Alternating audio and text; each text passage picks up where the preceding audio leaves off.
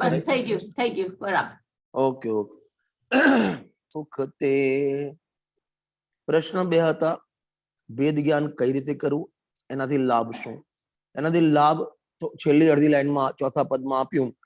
વેદે શિવ સુખ તે, શિવ માટે મોક્ષ એટલે મોક્ષ સુખને, અતિન્દ્રિય સુખને એ પ્રાપ્ત કરે. અત્યાર સુધી આ જીવે સંસારમાં આત્માના ભાન વગર, વેદ જ્ઞાન વગર દુઃખની પ્રાપ્તિ કરી છે. ભલે 12માં ઇન્દ્રિય સુખ આપણે કલ્પેલું સુખ એ આપણને દેખાય, પણ છે ખરેખર એ દુઃખ.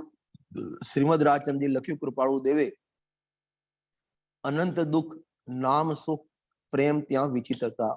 આ 12માં જેટલા 5 વિષય ભોગો છે એ બધામાં પ્રવચન સારજીની 53 થી 68 ગાથા છે, 16 ગાથા. એમાં 2 વાત મુખ્ય કરવી છે. ઇન્દ્રિય જ્ઞાન જ્ઞાન નથી અને ઇન્દ્રિય સુખ સુખ નથી. ફરીથી રિપીટ કરું છું. ઇન્દ્રિય જ્ઞાન જ્ઞાન નથી અને ઇન્દ્રિય સુખ સુખ નથી. અતિન્દ્રિય જ્ઞાન તે જ્ઞાન છે અને અતિન્દ્રિય સુખ તે સુખ છે.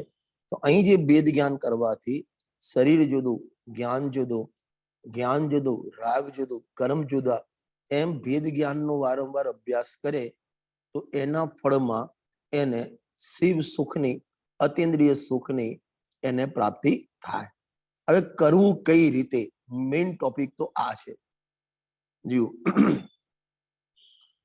એમાં આચાર્ય 3 ભાગ પાડ્યા છે. નંબર 1 ગુરુનો ઉપદેશ, નંબર 2 અભ્યાસ અને નંબર 3 સ્વસંવેદન જ્ઞાન. 3 સ્ટેજ પાડ્યા છે. ફરીથી રિપીટ કરું છું. પહેલા તો ગુરુનો ઉપદેશ, નંબર 2 અભ્યાસ, નંબર 3 સ્વસંવેદનથી શું કરવાનું કે નિજ અને પરનો ભેદ જ્ઞાન કરે. બરાબર, સ્વ પરનું ભેદ જ્ઞાન કરે. એના માટે પહેલી શરત મૂકી ગુરુનો ઉપદેશ. એટલે ગુરુનો જે સમયસા ગ્રંથાધિરાજની 5મી ગાથામાં કુંકુંદ આચાર્યદેવે કહ્યું કે હું અમારા નિજ વૈભવથી એકત્વ વિભક્ત આત્માની વાત દર્શાવીશ. દર્શાવું એક વિભક્ત આત્મા તણાને જ વિભવથી દર્શાવું તો કરજો પ્રમાણ ન દોષગ્રહ સ્કલના યદી. એટલે હું મારા નિજ વૈભવથી હું આ સમયસાર વચનિકા લખીશ. હવે પણ નિજ વૈભવ કેવો છે અને કઈ રીતે પ્રગટ થયો, એના માટે એમને 4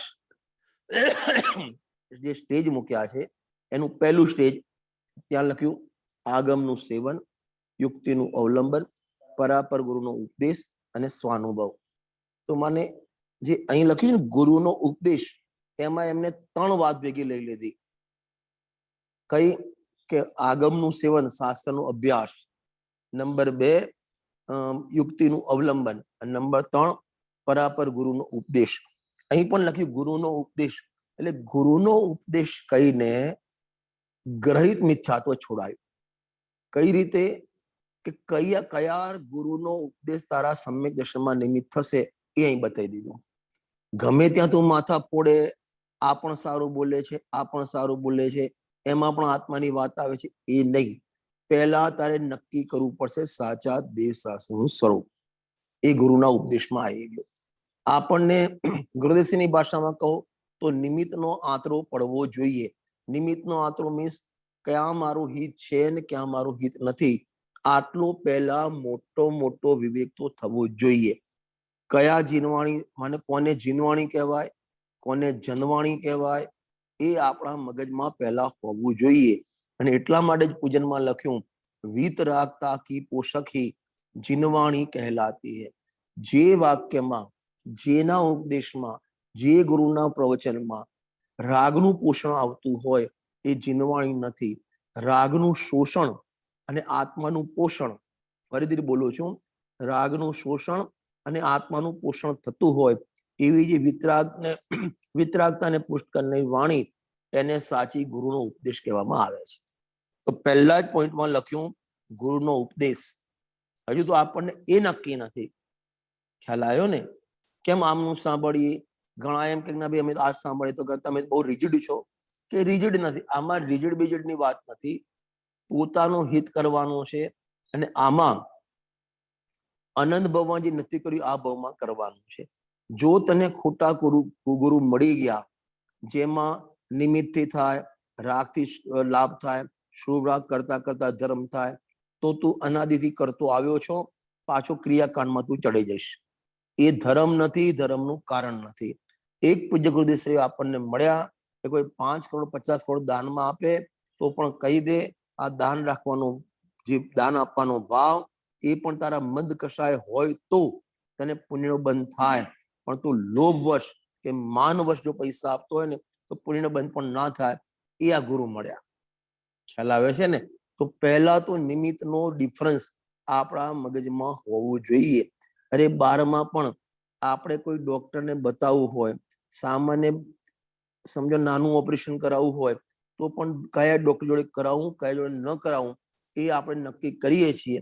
તો આ તો આપણે અનંત ભાવનું સાટું આ ઓપરેશનમાં કરવાનું છે, તો એના માટે પહેલી તપાસ કેમ નહીં? ખ્યાલ આવે છે ને? એટલે પહેલામાં નિમિત્તનો આતરો પાડ્યો, એટલે જે જગ્યાએ રાગનું પોષણ થતું હોય, કર્તાપણાનું પોષણ થતું હોય, શુભ રાગમાં ધર્મ મનાવતા હોય, ક્રિયા કરતા કરતા મોક્ષની પ્રાપ્તિ થશે એમ કરાવતા હોય, એ બધાનો ઉપદેશ સાંભળવા લાયક નથી. મોક્ષના પ્રકાશકના માને એમાં તો એટલું ક્લિયર લખ્યું છે, સમજો રત્નકણ સાકચના આધારે કહું ને તો આ જીવ લોભથી કમાય છે અને માનથી ખર્ચે છે. સુંદર વાક્ય લખ્યું છે, કમાય છે લોભથી અને ખર્ચે છે માન માટે. માન ને પ્રતિષ્ઠા 12માં પોતાના મોભા માટે, સ્ટેટસ માટે રૂપિયા ખર્ચે, અને દાનમાં પણ તું જો માન માટે ખર્ચતો હોય એ દાન તારું યોગ્ય નથી. અને એવા દાનનું પોષણ કરતા હોય તો એ ગુરુ નથી. ખ્યાલ આવ્યો ને? નિર્ગ્રંથ વિતરાગી ભાવલિંગી સંત એને ગુરુ કહેવામાં આવે છે, કે જે નિમિત્ત અને વ્યવહારનો નિષેધ કરી એક પોતાના ગાયક આત્માનો આશ્રય કરાવે, એ મુહુર્મુહુર જે ઉપદેશ આપે એને ગુરુ કહેવામાં આવે છે. ખ્યાલ આવ્યો ને? પરમાત્મા પ્રકાશમાં પણ લખ્યું છે, જે મુહુર્મુહુર વિતરાગતાનો ઉપદેશ આપે ને એ પંચપરમિષ્ટિમાં આવે, બાકીના કોઈ પરમિષ્ટિમાં ના આવે. તો પહેલી શરત મૂકી છે ગુરુનો ઉપદેશ. હવે પ્રશ્ન થાય, ગુરુનો ઉપદેશ તો મળ્યો આપણને ઘણી વખત, કામ કેમ ના થયું આપણું? મુનિવ્રત ધાર અનંત બાર ગ્રીવે કુબજાયો, તો શું ગુરુ નહીં મળ્યા હોય? આપણને ગુરુ નહીં મળ્યા હોય? એક વાત. બીજું, આ જીવ સમુદ્રમાં અનંત વાર ગયો તો સાક્ષાત તીર્થંકર ભગવાન જેવા ગુરુ મળ્યા, તો ગુરુ મળ્યા તો કામ કેમ ના થયું? ગુરુ મળ્યા તો કામ કેમ ના થયું? આપણને ગુરુદેવ મળ્યા તો કામ કેમ થતું નથી? જીનવાડી મળી, કુંકુંદ આચાર્ય મળે, અમૃતચંદ્ર આચાર્ય દેવ મળ્યા, આપણું કામ કેમ થતું નથી? તો બીજા નંબરનો ટોપિક લખ્યો, ખાલી ગુરુનો ઉપદેશ નહીં, ખાલી સાંભળવું એટલું જ નહીં, ખાલી કર્ણનો વિષય બનાવો એટલું જ નહીં, ક્ષયોપસમ ધારણા જ્ઞાનનો વિષય બનાવો એટલું જ નહીં, મેમરી પાવર વધારવો એટલું જ નહીં, પણ અભ્યાસ. પહેલા જે ગુરુનો ઉપદેશ મળ્યો જ નથી એ અભ્યાસ શું કરશે? હવે એનો અભ્યાસ કરવાનો. અભ્યાસ કોને કહેવાય ખબર છે? એનું ને એનું ગોલન ચિંતન મનન કરવું, એને અભ્યાસ કહેવાય. સમયસારમાં આવા અભ્યાસની અનેક ગાથાઓ છે. જેમ 36 ને 37 નંબરની ગાથા છે, મોહાદિતે મારા નથી ઉપયોગ કેવળ એક હું, તે જ્ઞાનને ગાયક સમયના મોહ નિર્મમતા કહે. અને એની અમૃતચંદ સ્વામી ટીકા લખી, અને પછી ત્યાં લખ્યું, અહીં મોહ શબ્દ બદલીને રાગ, દ્વેષ, ક્રોધ, માન, માયા, લોભ, હાસ્ય, રતિ, અરતિ એમ અલગ અલગ શબ્દો બદલી 16 સૂત્રો બનાવવા અને અથવા અનેક વિચારવા, આને કહેવાય અભ્યાસ. જ્યારે અમે શું થયું? હા, અચ્છા, ગાથા આવી. ધર્માદિતે મારા નથી ઉપયોગ કેવળ એક હું, તે જ્ઞાનને ગાયક સમયના ધર્મ નિર્મમતા કહે. હવે જુઓ, એમાં તમે એના પછી ટીકા કાઢો પાછળ.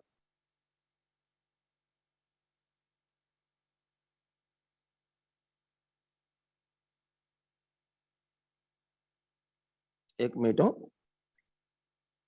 હા, 36 નંબરની ગાથાની ટીકા છે ને, અને એમાં શ્લોકાર છે, પછી એક શ્લોક છે 30 નંબરનો શ્લોક. હજી આગળ કાઢો. હા, નીચે જો આ લખ્યું, એવી જ રીતે ગાથામાં મોહ પદ બદલી રાગ, દ્વેષ, ક્રોધ, માન, માયા, લોભ, કર્મ, નોકર્મ, મન, વચન, કાય, સ્ત્રોત, ચક્ષુ, ઘ્રાણ, રસન, સ્પર્શન એ 16 પદ જુદા જુદા 16 ગાથા સૂત્રો વ્યાખ્યાન રૂપ કરવા અને આ ઉપદેશથી બીજા પણ વિચારવા, આને કહેવાય અભ્યાસ. આપણા મુમુક્ષુમાં આપણે આપણી વાત કરવાની. આપણો પ્રોબ્લેમ શું છે કે આપણે સાંભળવાની તો રુચિ થઈ છે, સાંભળીએ છીએ પણ એનો અભ્યાસ કરતા નથી, એને વારંવાર ચિંતન મનન ગોલન કરતા નથી. એને અંદર જેમ પેલી ગાય આખો દિવસ ખાય અને રાત્રે પછી એની જુગાલી કરે, આપણી ભાષામાં વાગોળે, એમ આપણે એને વાગોળતા નથી. તકલીફ આ છે. પહેલા તો ગુરુનો ઉપદેશ નથી મળતો, એ તો ગયા બહાર. હવે સમજો 1000 માણસ છે, એમાંથી સાચા ગુરુ 2 જણને 3 જણને 5 જણને મળે, 1000 લાખમાંથી 10 જણને મળે સમજો. અને એ 10 માંથી ગુરુ મળ્યા લાખલા સામે 10 જણને, અને 10 માં અભ્યાસ કરનાર એકાદ વ્યક્તિ જ હોય છે. અને એટલા માટે યોગ સારમાં ગાથા મૂકી, વિરલા ધ્યાવે તત્વને, વિરલા બુજે કોઈ, વિરલા સાંભળે અને વિરલા અનુભવે. આખી ગાથા જ યોગ સારમાં. ખ્યાલ આવ્યો ને? એટલે બીજા નંબરનો ટોપિક આપણે છે અહીં કયો છે? અભ્યાસ. વારંવાર ચિંતન, વારંવાર મનન. અમે જયારે સ્કૂલમાં ભણતા હતા તો એ વખતે શિક્ષક આપણને એક ઇક્વેશન શીખવાડે, પછી એના દાખલા તરીકે સમજો 3 આંકડા વાળા સરવાળા મારવા આપે, 222 + 530 એ ત્યાં શીખવાડે. પછી 25 બીજા લખીને આપે દાખલા આપણને, તમારે આ ઘેર આને કરવાની પ્રેક્ટિસ, એને કહેવાય અભ્યાસ. હેલો, સંભળાય છે? હાજી હાજી હા. એટલે આપણો પ્રોબ્લેમ શું છે કે ગુરુ પુણ્યના ઉદયથી મળી ગયા, અને એ પણ સમજી લેજો, ગુરુ મળવા, દેવ મળવા, જીનવાળી મળવી એ પુણ્યનો ઉદય છે. પણ હેલો હેલો પણ અભ્યાસ કરવો એ પુરુષાર્થ છે. બરાબર. વાત કાને પડવી ને એ પુણ્યનો ઉદય, પણ કાને પડી અંદર ઉતારવી, અંદર સેટ કરવી એ અભ્યાસ, એ પુરુષાર્થ છે. બીજી વસ્તુ પણ કહું, આ કાળમાં સાચા ગુરુની શોધ કરવી એ પણ પુરુષાર્થ છે. ખ્યાલ આવ્યો ને? ભગવાન મળી ગયા પુણ્યના ઉદયથી, પણ ભગવાનની વાણીની અંદર બેસાડવી એ પુરુષાર્થ. અભ્યાસ વારંવાર. તમને ખબર છે આના 37 નંબરની 36 નંબરની ગાથા છે ને, એના પછી 38 નંબરની ગાથા છે. 38 નંબરની ગાથામાં એક વાક્ય આવે છે, વિરક્ત ગુરુ દ્વારા નિરંતર સમજાવવામાં આવતા.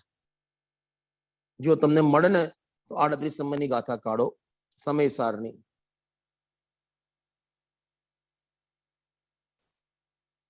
અને એની ટીકાની બીજી લાઈન જો, જે અનાદિ મોરૂપ અજ્ઞાની અત્યંત અપ્રતિબુદ્ધ હતો તેને અને વિરક્ત ગુરુથી નિરંતર સમજાવવામાં આવતા. હવે એક તો ગુરુની પરિભાષા આપી, ગુરુદેવ શ્રી કહે છે કે ગુરુ કેવા હોય? કશાય ને ભોગો ને શરીરથી સંસારથી ઉદાસ હોય, વિરક્ત હોય, એ ગુરુ કહેવાય. હવે નિરંતર સમજાવવામાં આવતા એટલે ગુરુ કઈ નવરા હોય તમને વારંવાર સમજાવે? તો ગુરુએ એક વાર કીધું ને, એની અંદર લગ્ની લાગી જાય, ધૂન લાગી જાય, અને વારંવાર ચિંતન કરે, એને કહેવાય નિરંતર સમજાવવામાં આવતા. ગુરુ એક વખત કહી દીધું, બેટા તું પ્રમાદ પણ નથી ને અપ્રમદ નથી, એક જ્ઞા એક ભાવ છે, પછી એની ઊંઘ હરામ થઈ જાય. સોગાનીજી, આપણે નાલભાઈ પૂજ્ય નાલચંદજી સોગાની, એક વાક્ય ગુરુદેવનું સાંભળ્યું, જ્ઞાન ને રાગ ભિન્ન છે, અને પછી એમને શું કર્યું? આપણા મને એમના શું ફરક છે? આપણે પણ સાંભળ્યું જ્ઞાન ને રાગ, પણ આપણે અભ્યાસ ના કર્યો. અને સોગાનીજી અભ્યાસ કર્યો તો સમ્યક લઈને ઉભા થયા. એટલે મૂળ અભ્યાસની મૂળ કિંમત છે, અને એમાં પુરુષાર્થ છે. એટલા માટે બેનશ્રી બેને સ્વાનુભૂત દર્શન બહુ સરસ વાત લખી છે. જ્ઞાન અને રાગ શરીર ને આત્મા ભિન્ન છે એમાં ધર્મ નથી, ભિન્ન પડવામાં ધર્મ છે. ભિન્ન છે તો વસ્તુનું સ્વરૂપ છે. શરીર શરીર રૂપે છે, આત્મા આત્મા રૂપે છે, જ્ઞાન જ્ઞાન રૂપે, રાગ રાગ રૂપે છે. પણ આપણે રાગથી છૂટા પડ્યા, આપણે શરીરથી છૂટા પડ્યા, એ છૂટા પડવામાં પુરુષાર્થ છે, એ અભ્યાસ છે. ખ્યાલ આવ્યો ને? વિરક્ત ગુરુ દ્વારા નિરંતર સમજાવવામાં આવતા, શું શબ્દ વાપર્યો છે, એને ધૂન લાગી જાય, ગાડો પાગલ થઈ જાય.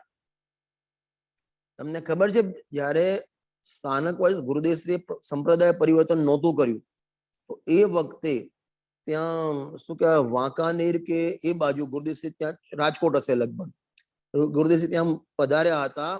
તો એ વખતે બેનશ્રીબેન ચંપાબેન ત્યાં એમનો સત્સંગ કરવા ગયેલા, અને ત્યાંથી મહિનાનો સત્સંગ કરીને પછી પાછા વખતે પાકિસ્તાનમાં રહેતા હતા, કરાચી પાછા ગયા. તો પહેલાથી એમની બોલવાની શૈલી થોડી એટલે ઓછું બોલે, પણ અહીં આયા પછી એકદમ ગુમસુમ રહે. એટલે એમના જે બા હતા એ એમ કે આ ચંપા પેલા કેવું હસતી હતી, કેવું, આ 14 વર્ષની ઉંમરની વાત કરું, 13 વર્ષની ઉંમરની, કે આ ચંપા કેવું હસતી હતી, બોલતી હતી, શું જાણે આમ મારા જોડે ગઈ છે, શું ભૂત વળગ્યું છે. આ શબ્દ લખેલા છે એમનામાં, શું ભૂત વળગ્યું છે. ત્યારે ચંપાબેન પોતે કહે છે અંદર મનમાં કે બાને શું ખબર કે આ ચંપાને ભૂતાર્થનું ભૂત વળગ્યું છે. કયું ભૂત? ભૂતાર્થનું, ગાયક ભાવનું ભૂત વળગ્યું છે. બહુ બહુ સરસ. અને એ જે ભૂત વળગ્યું ને એને કહેવાય અભ્યાસ. આપણી કોઈ દિવસ ઊંઘ હરામ થઈ વેદ જ્ઞાન માટે? ગુરુદેવશ્રી કહે છે ઘરમાં 20 વર્ષની દીકરી હોય અને બહાર ગઈ હોય, 8 વાગે રાતે, 9 વાગ્યા, 10 વાગ્યા, પથારી ખાલી છે અને ચિંતા થાય, એની ઊંઘ હરામ થાય, 11 વાગે ગયા, દીકરી કેમ ના આવી, દીકરી કેમ ના આવી, દીકરી કેમ ના આવી. એમ આપણી કોઈ દિવસ આત્માની વાતો જે આપણે સાંભળી વેદ જ્ઞાનની, એના માટે આપણી ઊંઘ હરામ થઈ? હાજી થઈ છે. એનો અભ્યાસ વારંવાર. એટલે પહેલું ગુરુનો ઉપદેશ, નંબર 2 એટલે ગુરુનો ઉપદેશ કઈ અને દેશના લબ્ધિ કીધી. ગુરુનો ઉપદેશ એમાં દેશના લબ્ધિ કીધી, અને નિરંતર અભ્યાસ એની પ્રાયોગ લબ્ધિ. ક્ષયોપસમ, વિશુદ્ધિ, દેશના પ્રાયોગ અને કરણ લબ્ધિ. અને કરણ લબ્ધિમાં આવે નિયમથી અને સમિતિથી પ્રાપ્તિ થાય. હવે ક્ષયોપસમ તો આપણો તત્વ યોગ્ય ક્ષયોપસમ છે, બરાબર, અને પરિણામ વિશુદ્ધતા તો ગુરુના શરણમાં આવે. એટલે ક્ષયોપસમ લબ્ધિ, વિશુદ્ધિ લબ્ધિ, અને ગુરુનો ઉપદેશ મળી ગયો, એને જીનવાણી મળી ગઈ, સાચા ગુરુ મળી ગયા, અને ભગવાનની વાત મળી ગઈ, એને દેશના લબ્ધિ પણ થઈ ગઈ. ત્યાં સુધી તો હજી સમજો સ્કૂલમાં એડમિશન થયું છે. હવે એ પોતે એનો અભ્યાસ કરે તો એને કહેવાય પ્રાયોગ લબ્ધિ. ખ્યાલ આવે છે ને? જો આવી જાઓ પાછા. એટલે 2 વાત થઈ, ગુરુનો ઉપદેશ, અભ્યાસ. અને ત્રીજું, ખાલી અભ્યાસ પણ નહીં, ખાલી અભ્યાસ નહીં, કોરો અભ્યાસ નહીં, વાતોડિયો નહીં. બેનશ્રી બેને એક બહુ સરસ વાત લખી વચનામૃતમાં, એમાં લખ્યું ના સ્વાનુ દર્શનમાં હશે લગભગ, કે અમે આટલો બધો અભ્યાસ કરીએ છીએ, અમને આત્મા કેમ પ્રાપ્ત થતો નથી? એમને બહુ સરસ જવાબ આપ્યો કે બહુધા મુમુક્ષુનો ગાયક વાતોડિયો ગાયક છે. કયો ગાયક? વાતોડિયો. એટલે વાતોડિયો ગાયક કેવો હોય? એટલે કે રમત વગર બોલતા આવડી ગયું, એમ બેનશ્રી પણ કહેતા હોય છે કે બોલતા આવડી ગયું બધું. એટલે પ્રમત અપ્રમત તો સાંભળ્યો હતો, પર્યાય માત્ર બિન ગાયક. વાતોડિયો ગાયક કેવો હશે? એ વાતોડિયો ગાયક એટલે ખાલી વાતોમાં જ ગાયક. વાતો મોટી મોટી કરે, અંદર કશું નહીં. આમ પર્યાયથી પર્યાય માત્ર ભેદ જ્ઞાન કરે, અને મકાન શરીરમાં એકતા હોય. ઊંચી ઊંચી વાતો કરે, ગુણસ્થાન પણ નહીં, માગણા સ્થાન પણ નહીં, કેવળ જ્ઞાન પણ એક સમય પર્યાય પણ મારામાં નથી. હું તો એક ગાયક ભાવ છું, પારણામિક ભાવ છું, ધ્રુવ ભાવ છું, કાણ પરમાત્મા, આવી વાતો કરે. અને 24 કલાક એનો ઉપયોગ શરીરમાં ને સંયોગમાં ને હાય મારા રૂપિયા, હાય મારું મકાન, હાય મારો પરિવાર એમ કરતો હોય, એને વાતોળિયો ગાયક કહેવાય. તો એને કીધું ખાલી પહેલા તો ખાલી સાંભળે એટલું નહીં, સામે અભ્યાસ કરે. અભ્યાસ પણ જુઓ, સ્વાધ્યાયનું ફળ સમયસારમાં બહુ સરસ વાત લખી છે. સ્વાધ્યાયનું ફળ તો ભિન્ન વસ્તુભૂત જ્ઞાનમય આત્માનું જ્ઞાન થવું તે છે. સ્વાધ્યાયનું ફળ ક્ષયોપશમ વધારવો એ નથી. સ્વાધ્યાયનું ફળ પુણ્યનો બંધ થાય એ નથી. સ્વાધ્યાયનું ફળ તમારો મેમરી પાવર વધે એ નથી. સ્વાધ્યાયનું ફળ 12મા પ્રતિષ્ઠા વધે એ નથી. સમયસર પૂરું કરવું એ સ્વાધ્યાયનું ફળ નથી. ઇષ્ટોપદેશ પૂર્ણ કરવું એ સ્વાધ્યાયનું ફળ નથી. પણ આ બધાથી રંગ રાગ ભેદથી મારો ભગવાન આત્મા ભિન્ન છે એવું જ્ઞાનમય આત્માનું જ્ઞાન થાય ને, એને શાસ્ત્ર ભણતરનું ફળ કહેવામાં આવે છે. ખ્યાલ આવે છે? જો તમને એક ગાથા કાઢીને બતાવું સમયસારની, બહુ સરસ ગાથા છે, જો મળી જાય ને તો હું બતાવું.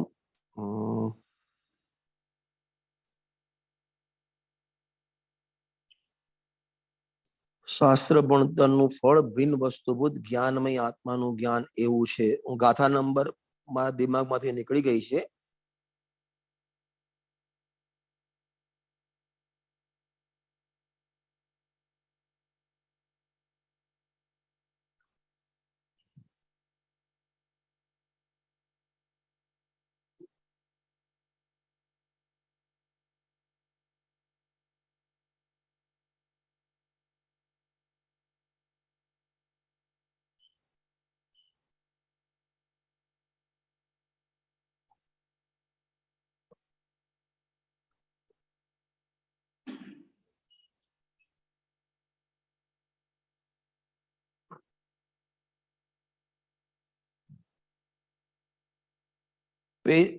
ગાથા 274 નંબર કાઢો, 274.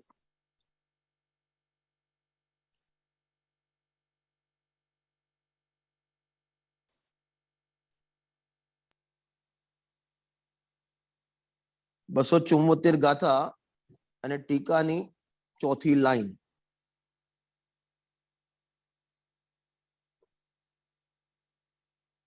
બસ જીઓ, સાસ ભિન્ન વસ્તુભૂત 4થી લાઈન જો, જે ભિન્ન વસ્તુભૂત જ્ઞાનમય આત્માનું જ્ઞાન તે શાસ્ત્ર ભણવાનો ગુણ છે.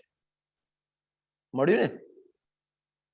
હા, આ એનો ગુણ છે. એના ઉપરની લાઈન, એના ઉપર લાઈન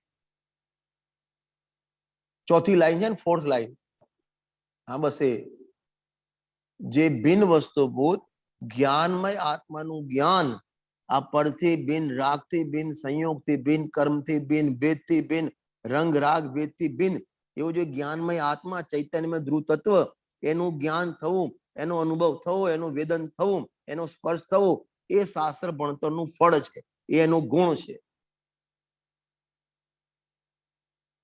જેમ તમે વટાણા ફોલો, તમારે ત્યાં ફોલે કે તૈયાર મળે છે? પછી અમેરિકામાં તૈયાર મળે. તમારે મગફળી ફોલવાની ખબર ના પડે, વટાણા ફોલવાની ખબર ના પડે.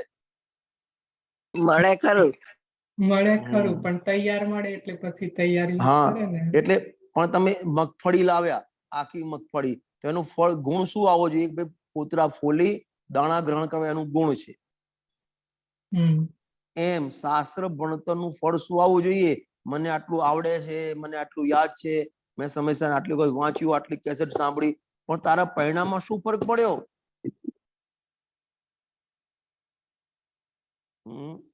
એટલા માટે મોક્ષના પ્રકારે બહુ સરસ વાત લખી છે. મોક્ષ માર્ગી જીવની પણતી તો સંસાર માર્ગી કરતા ઉલટી જ હોવી જોઈએ. તમને પરિણામમાં થોડી શીતળતા, થોડો કશાયના ઉભરા, શાંત થયેલા દેખાય છે, નથી દેખાતા તો શાસ્ત્ર ભણતરનું કોઈ ફળ નથી. તમારે એટલા લોહી ઉપાડા ચાલુ છે, એટલા જ કષાય ચાલુ છે, કોઈ ફરક પડ્યો નથી તો શાસ્ત્ર ભણતરનું કોઈ ફળ નથી. તમે ગરમીમાંથી આવ્યા હોય, આખું શરીર પર રેબ જેબ હોય, અને ઘરમાં આવો અને ઠંડા પાણીથી સ્નાન કરો અને પછી એસી ચાલુ કરીને બેસો, પણ 1 કલાક પછી પણ તમારા પરસેવા એવા ને ઉતરતા હોય તો એસી નો કોઈ ગુણ નથી એમ કહેવાય. એ નાવા તમે નાયા એનો કોઈ ફરક નથી. એમ જેવા આપણા કષાય, જેવી આપણી પ્રવૃત્તિ, જેવી આપણે શું કહેવાય પણતી શાસ્ત્ર સ્વાધ્યાયના પહેલા રહેતી હતી, આટલો સ્વાધ્યાય કર્યા પછી પણ જો પણતીમાં કોઈ ફરક પડતો નથી તો સ્વાધ્યાય 0. આપણા પરિણામ આપણે જાતે તપાસવાના છે. આપણું જ્ઞાન ચાળ્યું જ્ઞાન છે. આપણા જ્ઞાન પોતે કહેશે કે ભાઈ તું ત્યાંનો ત્યાં જ છો. ખ્યાલ આવે છે? બહુ સરસ. એટલે 3 વાત થઈ આ ગાથામાં: ગુરુનો ઉપદેશ, અભ્યાસ અને સ્વાનુભવ. ખાલી જો ગુરુ નથી મળ્યા તો ગયો, એટલે 12મા નિમિત્ત સાચું નથી મળ્યું એટલે ડોક્ટર ખોટા મળી ગયા તો પણ ગયો. ડોક્ટર મળ્યા, દવા ખોટી લગાઈ ગઈ તો પણ ગયો. દવા સાચી લગાઈ ગઈ પણ લાયો નહીં તો પણ ગયો. ડોક્ટર પણ સાચા, દવા પણ સાચી, લાયો પણ ખરો, પણ તે ગળી નહીં તો શું કામની?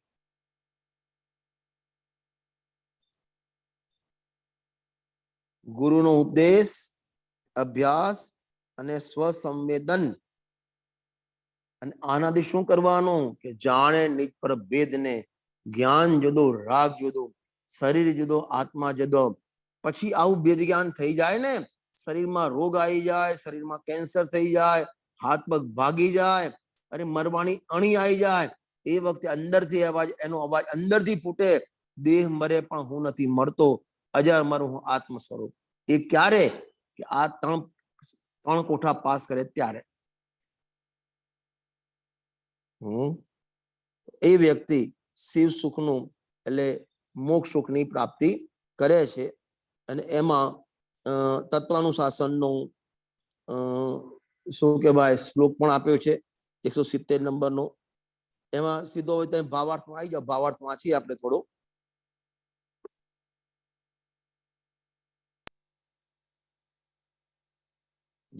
ભાવાર્થ: જે ગુરુ એટલે ધર્માચાર્ય. અહીં કયા ગુરુ લેવાના? 33 ગાથાનો ભાવાર્થ. હજી પાછળ હજુ નીચે. હા બસ. જે ગુરુ એટલે ધર્માચાર્ય. જો ગુરુ ઘણા કહેવાય. શિક્ષા ગુરુ એ ગુરુ કહેવાય. સચિન તેંડુલકરને જે બેટિંગ શીખવાડે એ પણ ગુરુ કહેવાય. આપણને સ્કૂલમાં ભણાવતા એ પણ ગુરુ કહેવાય. એ બધા શિક્ષા ગુરુ. અહીં ધર્મ ગુરુની વાત છે. જે તમને ધર્મ માર્ગમાં લગાવે, ભોગમાં નથી. ધર્મ પત્ની. ધર્મ પત્ની કોને કહેવાય? સપના જે ધર્મમાં લગાડે એને. જે પત્ની પતિને ધર્મ માર્ગમાં લગાવે એને ધર્મ પત્ની કહેવાય. ભોગમાં લગાડે ને ભોગ પત્ની કહેવાય. ધર્મ પત્ની ના કહેવાય એને. ખ્યાલ આવે છે ને?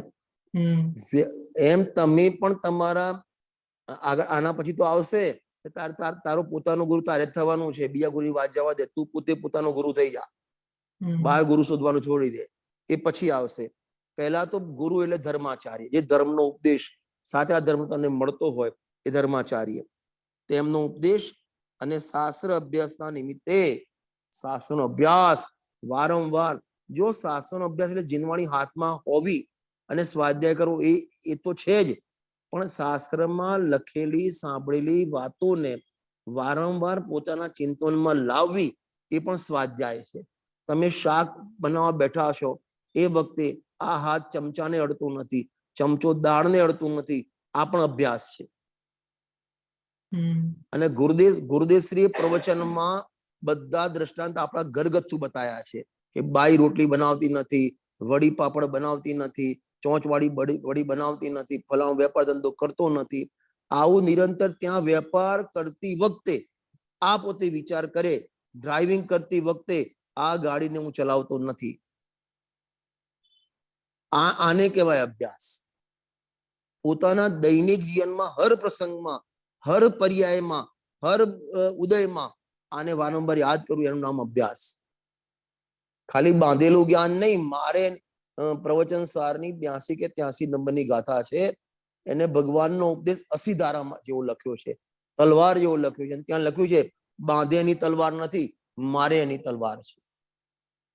પ્રવચન સારમાં 82 હોય કે 83 હોય, એકાદ ગાદા આખા પાછી હશે, તમે કાઢી છે તો બતાવી દઉં.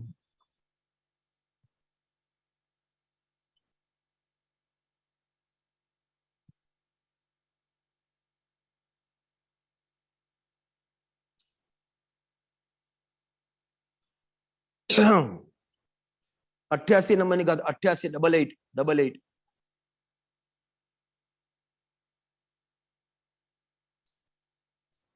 મળ્યું. આ દીર્ઘ સદા ઉત્પાતમય સંસાર માર્ગમાં કોઈ પણ પ્રકારે જીનેશ્વર દેવના તીક્ષ્ણ અસીધારા સમાન ઉપદેશ, આ ભગવાનનો ઉપદેશ છે ને તલવાર, આમ ધારદાર તલવાર જેવો છે, કર્મના કટકા કટકા કરી નાખે. ખ્યાલ આવ્યો ને? વિચાર કરો, 923 પુત્ર ભરત મહારાજાના નિગોદમાંથી નીકળે, એકાદ ભાવ કરી નિત્ય નિગોદમાં, ઇતરમાંથી નહીં, નિત્ય નિગોદમાંથી નીકળ્યા, એકાદ ભાવ કરીને ભરત ચક્રવર્તી ત્યાં જન્મ્યા. અને એ જ ભવે અનંત કાળના જેટલા પણ અનાદિના જે બંધાયેલા કર્મ હતા ને, એ બધાને એક ભાવમાં કાપીને મોક્ષમાં જતા રહ્યા. આને કે અસીધારા સમાન ઉપદેશ, એટલી તાકાત છે. क्षण भर निज रस को पी चेतन, मिथ्या मल को धो देता है, कोटि वर्षનું સ્વપ્ન પણ જાગ્રત થતા સમાય, એમ વિભાવ અનાદિનો જ્ઞાન થતા દૂર થાય. આને કહેવાય અસીધારા સમાન. ખ્યાલ આવ્યો ને? જો આવી જાવ પાછા પેલા ઇષ્ટોપદેશમાં. અભ્યાસના નિમિત્તે આત્મ સંવેદનથી સ્વપ્નના ભેદ જ્ઞાનનો વારંવાર અભ્યાસ કરવો. આપણે કેટલી જગ્યાએ ઉભા છે જોઈ લેવું. વારંવાર અભ્યાસ આપણો ચાલુ છે, શાબાશ. નથી ચાલુ, આપણે ચાલુ કરવાનો.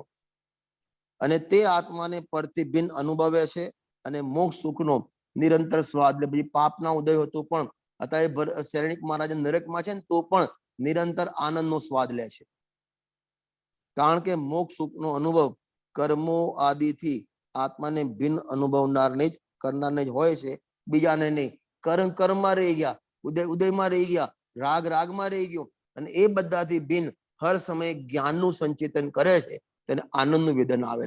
જ્ઞાનમાં જ્ઞાનનો અનુભવ, આનંદનું વેદન. જ્ઞાનમાં કર્મનો અનુભવ, દુઃખનું વેદન. Choice is your. આપણા હાથમાં છે કઈ રીતે ચોઇસ કરવી. બરાબર? આ રીતે આપણે તે સમયની ગાથા પૂરી કરીએ છીએ. હવે જયારે 15 તારીખે આપણે મળીશું ત્યારે થાય કે અમે ગુરુને ક્યાં શોધવા જવાના? તમે કહો કયા ગામમાં મળશે? બનારસમાં મળશે કે સોનગઢમાં મળશે? ક્યાં મળશે આપણને ગુરુ? એની ચર્ચા આપણે જયારે 15 તારીખે મળીશું એ વખતે કરીશું. જય જીનેન્દ્ર. જય જય જીનેન્દ્ર. જય જય જય.